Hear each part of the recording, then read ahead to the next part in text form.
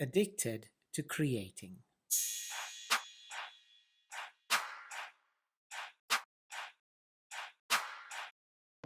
So, welcome everyone. It's been a while since the last podcast, which was episode 5 or 6. And I'm happy to kick off a new episode of the Addicted to Creating podcast. Um, my guest today is someone I've been very excited to speak to. I discovered Bilal via TikTok, the TikTok platform, and a few videos that he started posting. And what really resonated with me is um, some news to the listeners. I recently left formal employment and got into the entrepreneurial space. And I felt that the short videos that Bilal was putting together really resonated with me. There was a lot of information and there was a lot of inspiration that I drew from his videos. So I got in contact with him, uh, basically did a cold call or a cold pitch or an elevator pitch to say, would you like to be part of it? And I'm really, really pleased that he's agreed to join me. So Bilal, welcome to the Addicted to Creating podcast. Thank you so much, Suren. It's a pleasure to be here. Hey, so we'll get going. So, Bilal, one of the things that I noticed as a common feature running in your podcast is you always make reference to some of the learnings from your dad. Myself, I'm very, very close to my family. There's lots of learnings that I got from my dad. He was a salesman in Durban. He used to sell furniture and also cars, new cars and used cars, etc. And I always draw on some of these nuggets of knowledge that they've passed on that have become kind of universal on his side, from a sales perspective. So tell us a little bit in terms of your background from your dad. What was his background, and what are some of the things that you kind of took from him that you kind of trying to apply these days? Yeah, I mean that's such a broad question, and it's asking me to really explore things about my dad that I have never really given much thought to. I mean, we often take them for granted until they're gone, right? So I lost Absolutely. my dad about 10 years ago, but he came from, oddly enough, a printing background. My family have always been printers. My granddad was an artist, and he went into the printing business. And my dad started off there, but he didn't find the growth to be fast enough for him. He wanted, he had bigger, how do you say, bigger ambitions for himself as as an entrepreneur. And so he moved towns, and then he got into retail, and there he started growing, and he grew quite a successful business. Now, what the main thing, the sort of the essence of what I learned from my dad in observing him and working with him in business all those years is there are certain key universal values in business that apply no matter the type of business that you are in or the times that you are in. You know, they say times have changed and business has changed and technology and things. But what's great is that I look back when I'm stuck with anything in the business, I look back at my dad's example and I ask myself, how would he have done this? How would he have resolved this? How would he have solved this problem? And I find the answers there. It's great for another reason, and that is today there are a lot of people doing business, but without any values, without a value system, without a moral compass, and that's leading to all kinds of problems. I mean, if you look at the kind of problems that are happening around the world, the kind of the rampant consumerism and the exploitation of the poor, it's all coming because people are running businesses without values, and that hurts all of us. So that's the next thing I learned from my dad. And finally, I think and this is from both my parents, the thing that I took away the most is this attitude that we will wait for no one to do anything for us. We will take charge, we will do everything in our control, and we will roll with it.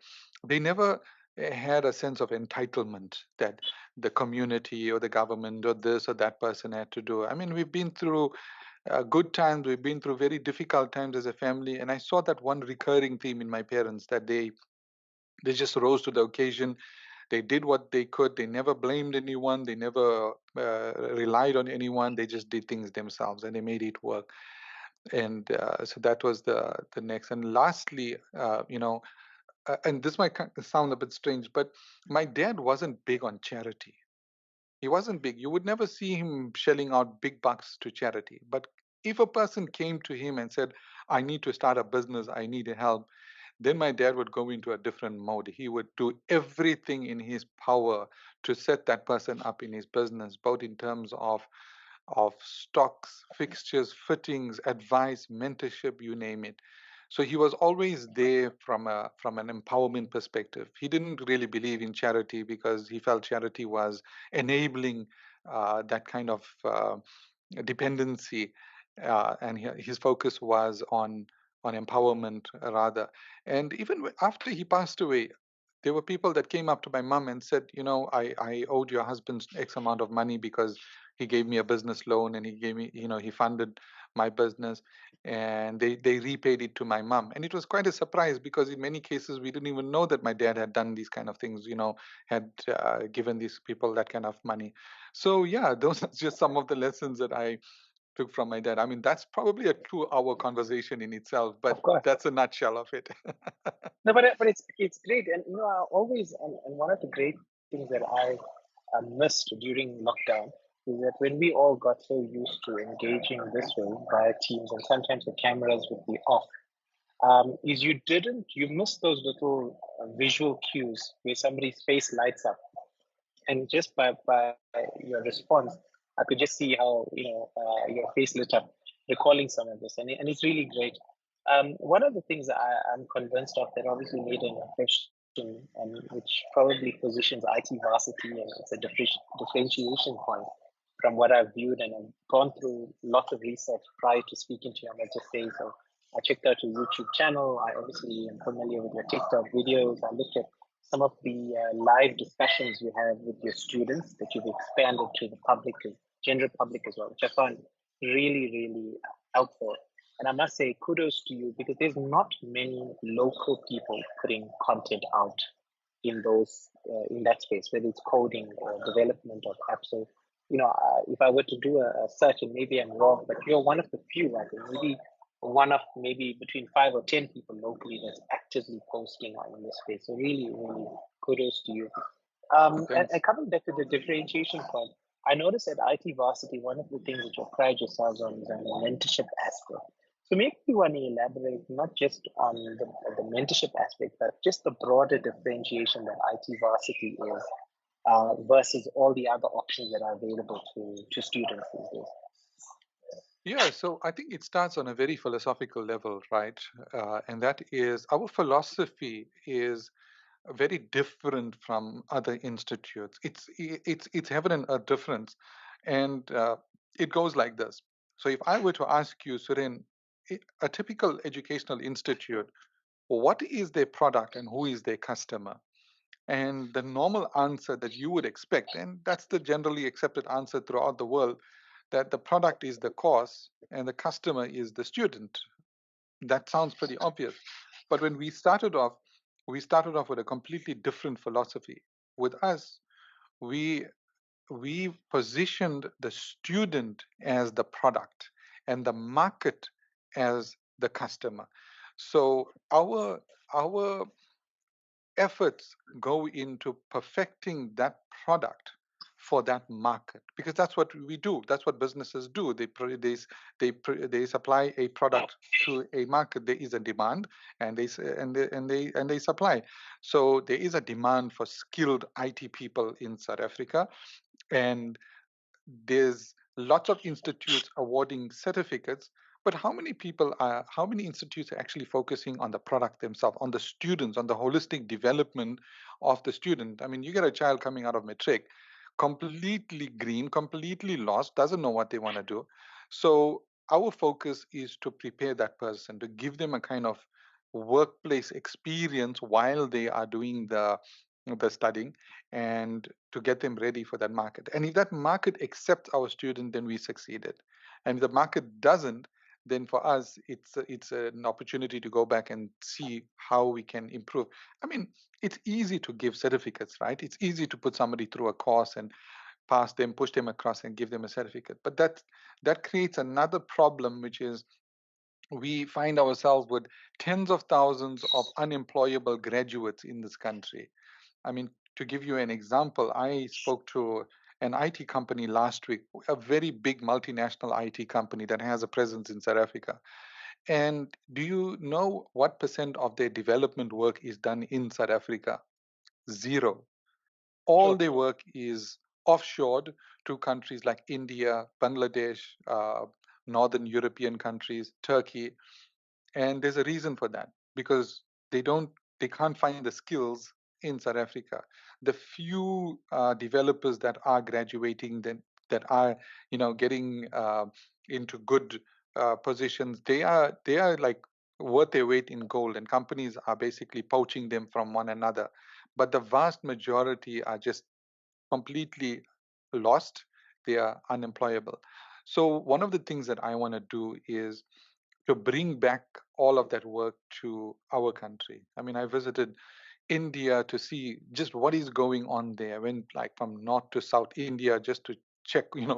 I went to Hyderabad and Bangalore. I've been to Turkey. I've been to um, Ankara in Turkey, which is the IT capital. I've met IT companies, and it comes back to the same thing. Their level of education, the level of training and mentorship is on a completely different level. Eh, they have ceased to believe in meaningless certificates. Here in South Africa, our challenge is that there's a cultural issue where we still think that the universities are the way to go. But unfortunately, that's not the case anymore. So we differentiate ourselves on that, on the fact that from a philosophical and a very fundamental level, we focus on the holistic development of the student, and also in listening to the industry and listening to them and asking them, what do you need that we can present to you, that we can supply you. To give you a good example, we're coming out with an add-on to our current qualification, the NQF level 5 qualification. And we're not doing this alone. We've partnered with a development company in Johannesburg that is working with us to develop this course. And this course is not going to be developed for a certificate, it's going to be developed for development companies to upskill their staff, to produce people who will be able to get to work from day one. So that's what differentiates us. Our focus on mentorship, but that mentorship is not shallow mentorship. It's deep mentorship. It's a mentorship where the mentors themselves are instrumental in creating the content that we put out. Okay. Oh, great. I mean, one of the things that I certainly share the sentiments is just the sheer volume of skills that are available. I'll just use India as an example. Being somebody who's obviously worked in telecoms for a long time, the number of consulting houses out of India that are filling the space here in the local market, to your point, it's oozing. The one question I'd like to know from you and how you approach it is there's generally a perception, maybe it's a false perception, that the reason why uh, either local consulting houses or development companies go to resources, whether it's on a short-term or long-term basis, is that basically from a labor cost perspective, it's a lower cost legacy. How do we kind of overcome that in the local context? Let me put it bluntly: are South Africans paid too much? So I think South Africans are not paid too much, right? See, there's two aspects to it. One Yeah. is the quality, and the other is the cost. Um, I think if South African developers were as good as their counterparts in other countries, then most companies wouldn't mind paying extra for local developers. That's the sense that I got having spoken to companies. We are all, uh, and it's not just patriotic, right? We are all part of this this boat that is South Africa. And as long as we can keep the work in the country, we know the money is staying in the country, we know the economy of the country is getting stronger, and we know as companies we become stronger because the economy is stronger. So there's a very rational economics based reason for companies wanting to keep the work local and to pay a little extra. And a lot of companies are very conscious of the type of quality that they expect. And and this is where it gets interesting. Uh, there's a lot of companies that have outsourced to, say, India, and they found the cheapest developers who are coming in at a fraction of the price, but they had negative experiences. But when they went to the companies that went to the more high quality developers in India, and you get plenty of those also, the ones that are, that are ethical, the ones that run their companies well, that deliver quality, suddenly the price is not the same anymore. The prices are much higher, and they are comparable to what you'd pay a developer in South Africa. So that's the one thing. I think companies are conscious of quality.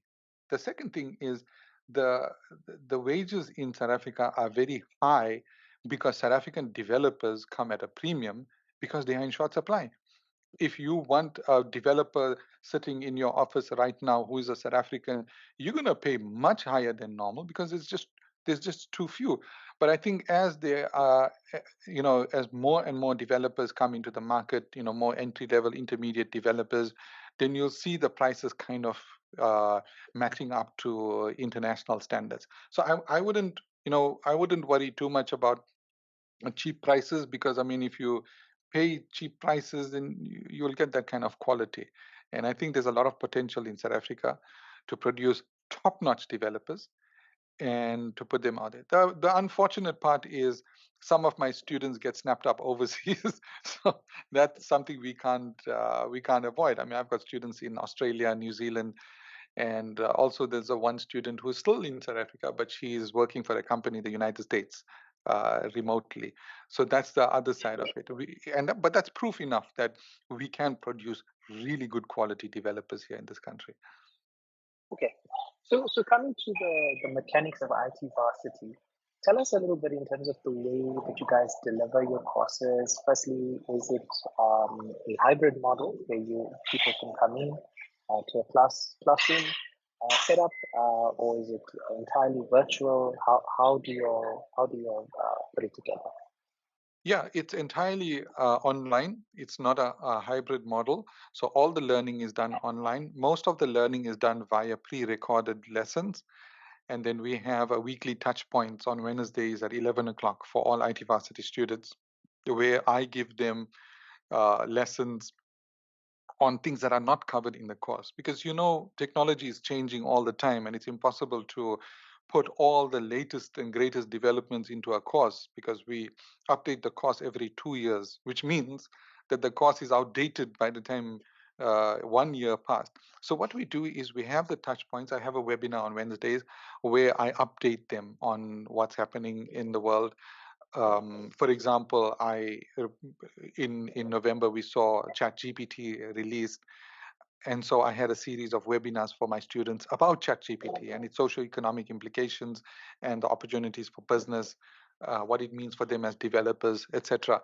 Then we also bring in entrepreneurs who are in different stages of their businesses. Those that are just starting off, those who have succeeded, that are somewhere in the middle, and we give our students exposure to those people and their stories. We get them to tell their stories, what challenges they faced, what was their driver, what was their motivation for starting. And so then the students get more than just the technology aspects. They get the entrepreneurial aspects also. They get trained and mentored in that. So it's a combination between online learning and our weekly touch points, and that's another differentiator that we have as IT Varsity. Okay. So we obviously, before we started the official recording, we got into introductions because it's the first time we're meeting sort of face to face. I'm curious, and maybe for the benefit of everyone, how did you arrive at founding IT Varsity? Tell us a little bit about that.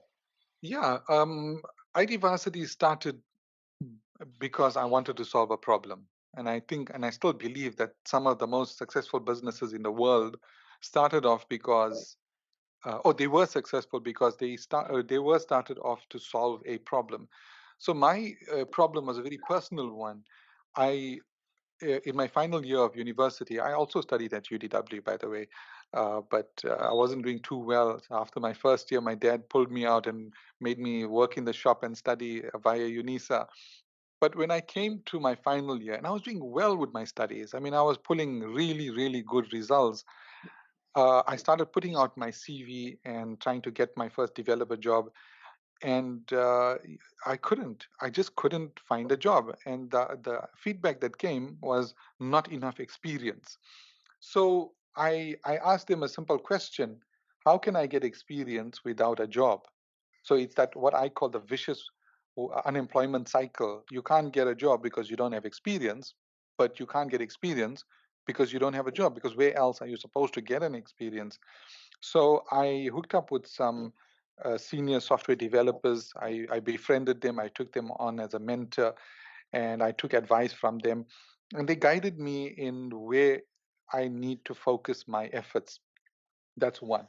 And the other thing was I started to use that knowledge to do a lot of free work for NGOs, religious organizations, you name it. So I used to do a lot of free consultations, and I built up a skill set. I built up systems, and I presented those on my CV, and that's what led me to getting my first interview, just showing what I had done for these organizations. But it was a 3-year cycle. So, 3 or 4 years of university, and then 3 years of trying to figure things out by myself. And it was very daunting because, the space of IT is such a vast one. If you just say, I want to become a developer, that alone opens up so many different um, channels that you can go into. Because then the question is, are you going to become front end or back end? Are you going to become a mobile or a web developer or a desktop applications developer? Are you going to go into Java, .NET, Python, PHP ecosystem? And each one of them is a journey in itself, right? So it was very daunting. It was very scary. But with the mentorship, I managed to overcome. I got my first interview. I got my first job, and I was sailing from there. At that point, I I joined this company, and it took them an entire year to teach me the skills that were relevant to the workplace. And I absorbed everything. And then I started thinking, wow, 4 years of university, 3 years of trying to sort things out myself, one whole year of really concentrated, intense learning. That's like 8 years of my life, and I can condense all of this into 1 year. And that's where I came up with the concept of IT Varsity. Around about that time, I went to India to see really what was going on there. One of the people I met there was running a finishing school for university graduates, where they would teach them all the skills for development. So I took those ideas and I started IT Varsity as a finishing school for graduates. And I used to teach them those basic skills. So they would come to me within 6 months to a year, they would learn the basic skills and they would go out and get jobs.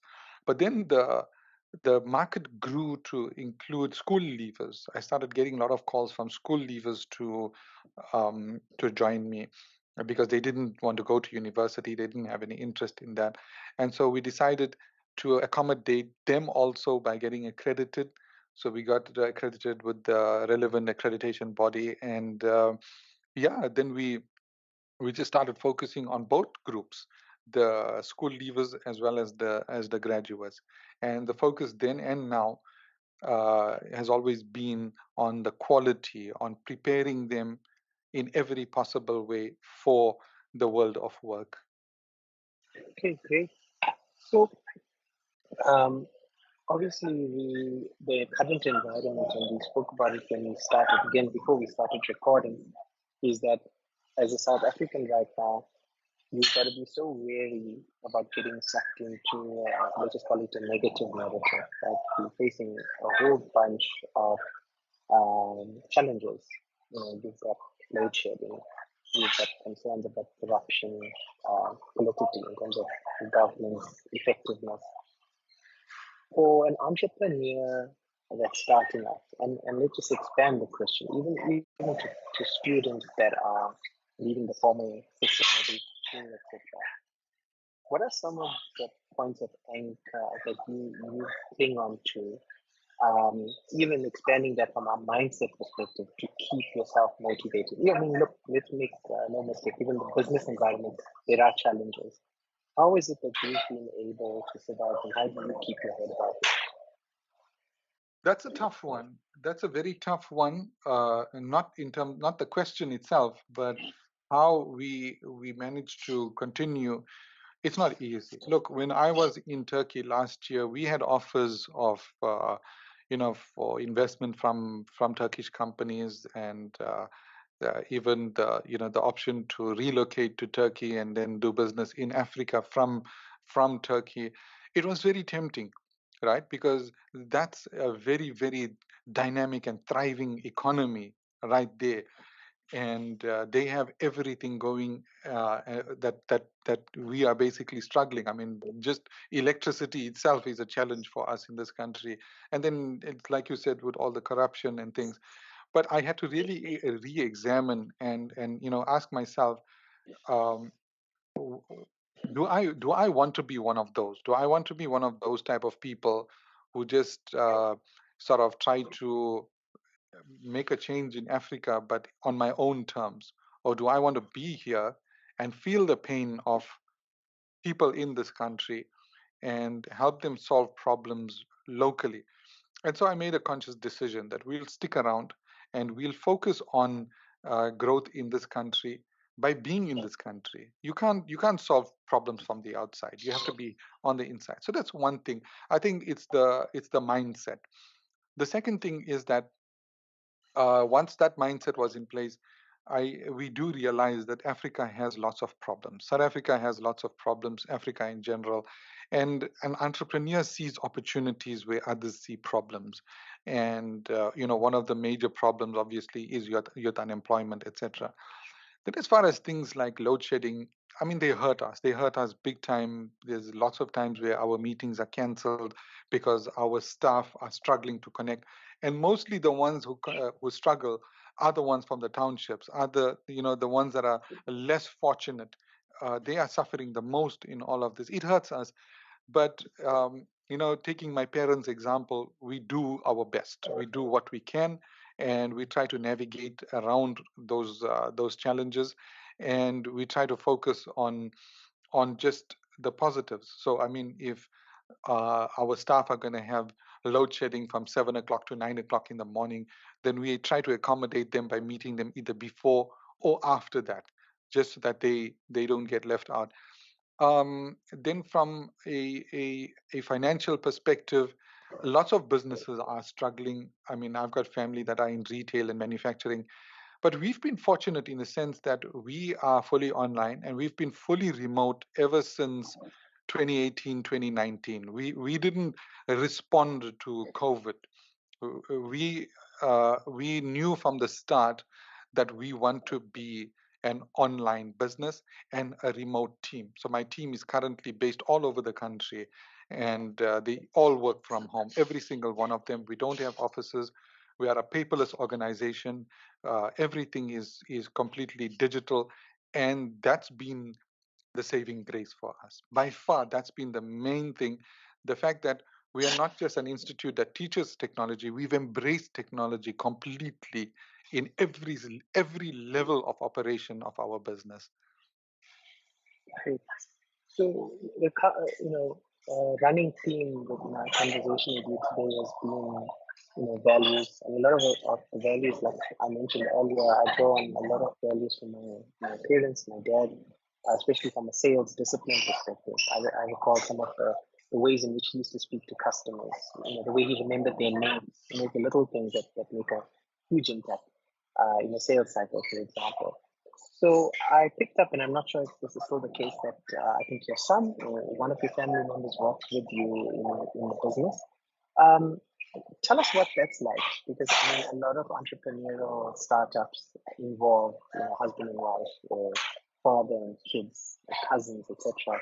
How do you guys navigate, and how do you all keep your sanity when you get back to the dinner table in the evening and are able to still be civil? Tell us about that. Yeah, that's a good question. I like that one. Look, I think it's the best thing that ever happened to me in my life, having the opportunity to work with my sons. There's nothing uh, better than that. It is very challenging, I must say that, but it's really the most amazing thing. And this was actually brought to my attention by a friend of mine a few years ago when we did a family work we did a technology workshop in one of the schools. And my friend looked at us and he said, he came up to me, he said, "You are very lucky." I says, why do you say so? He says, "Because you are working with your sons and you are seeing them growing up. They're not growing up working for someone else." And from then I've always valued that, and that's what helped me navigate the challenging times. Now the challenges come, and I think this is something that most entrepreneurs feel, right? It's this, that you are the founder of that business. That is your brainchild, that is your baby, that's something you brought into existence. And what we as entrepreneurs need to remember is that no one, not our staff, not our children, not our wives, are going to have the level of commitment to the business that we have, and the level of drive that we have. So uh, once we have that firmly in mind, then we start to look at everybody in the business, whether they are staff or children, differently, right? And we start to look at them as separate individuals, and who are able to do things in their own ways, in their own times, and not in the way that you and I could do it. I mean, if you had to ask me to write an article now on ChatGPT, for example, in the next hour, I could do it. But the average person would take about 2 days to do something like that.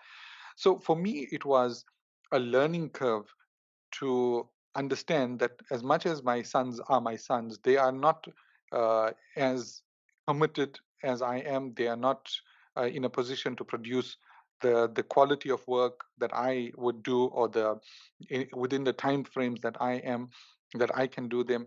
So once I got that firmly in my mind, it changed things dramatically. Whereas it was stress and anxiety before, now it's just me giving them guidance and mentorship and going forward. In addition to that, there are structures that we've put into place so no one takes advantage. I mean, the head of operations of the business is not a family member. She's an outsider, and the entire, well, my three sons are in the business with me, and all my sons are accountable to her. So it's not a matter of running up to daddy when things are not right. You have to sort things out with your own boss, which is the ops manager. So there's a very strict rule. They are all accountable to the HR department. They get salary like everyone else. They get performance reviews like everyone else, and they are judged like ordinary. Well, there's no such thing as ordinary. Everyone is special, but they are judged like all the other staff. There's no additional privileges that they get because they are daddy's boys.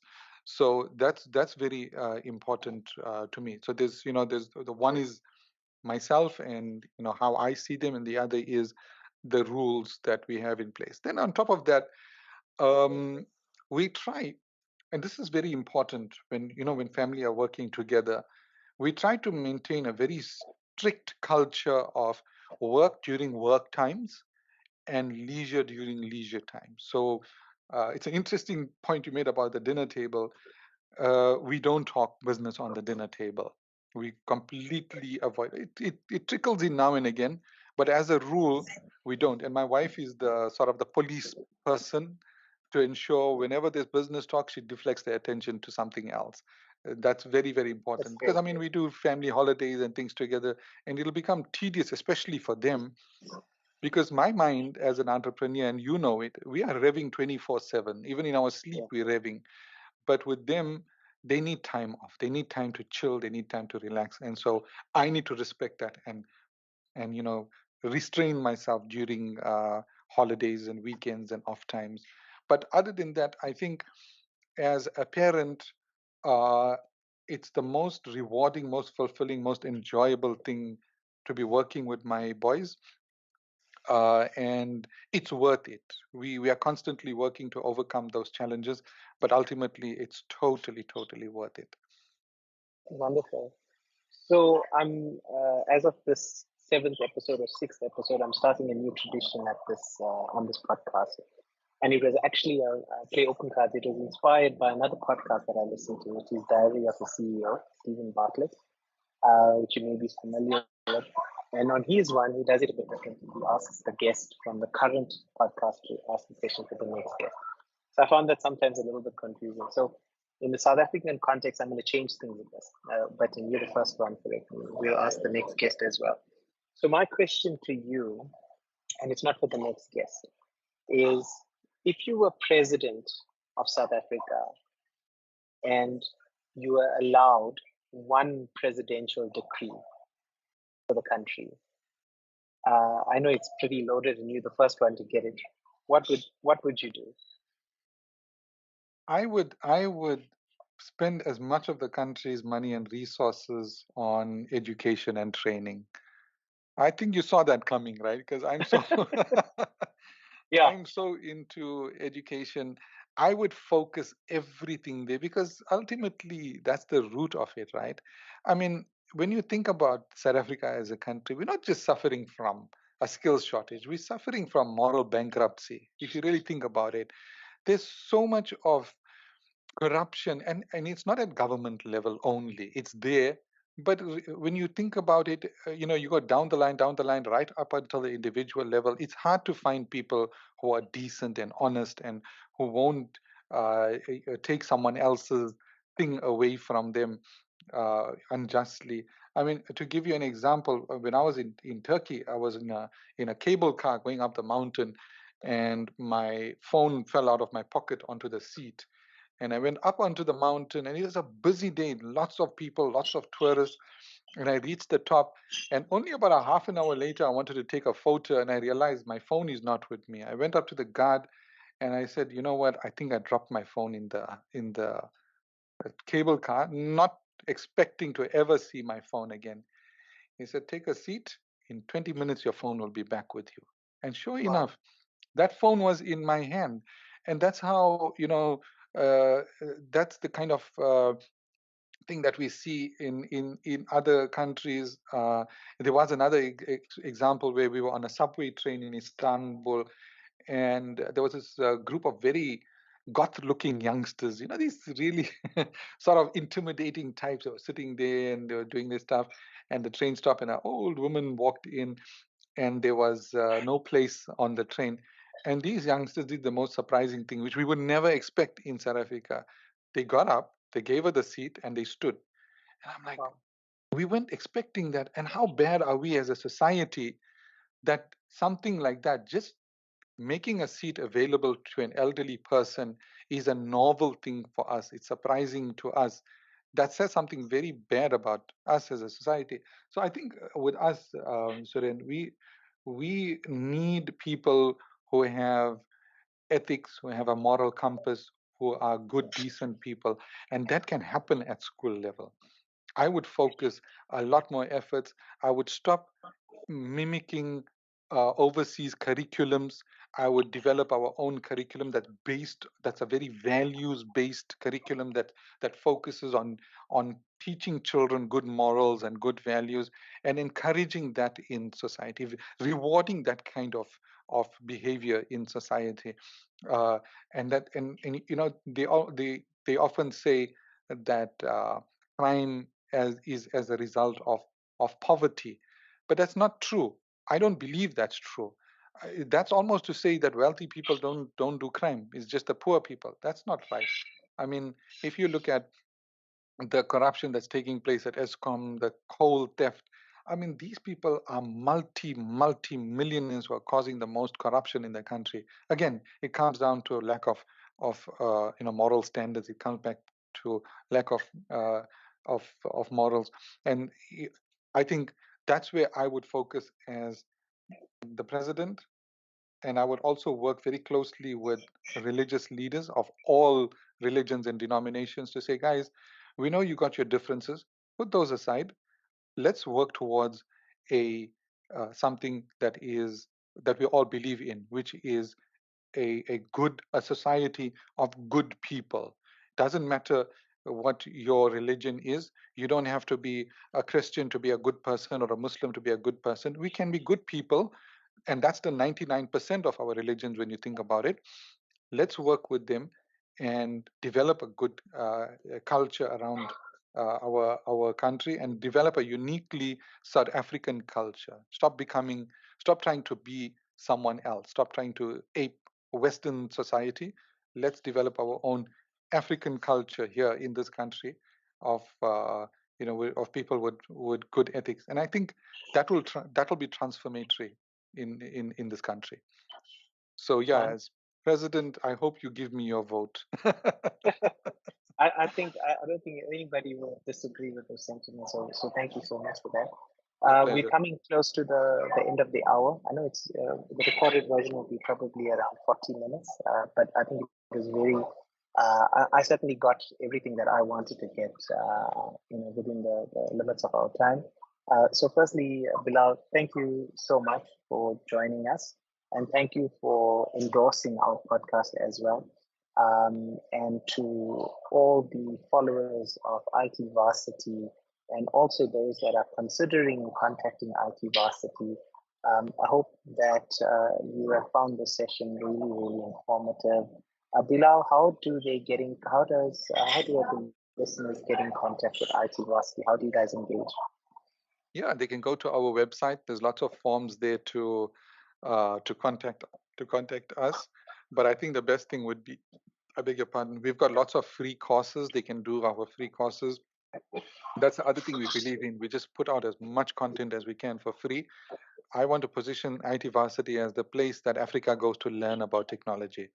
And I think we're achieving that, so they can go and do that. They can also follow me on social media, particularly TikTok. You can find me at Bilal Kads.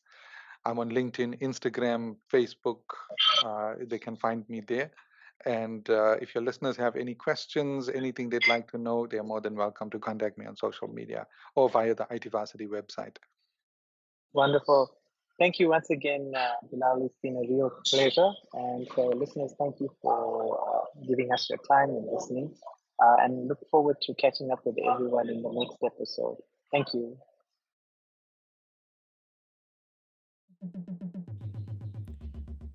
Addicted to creating.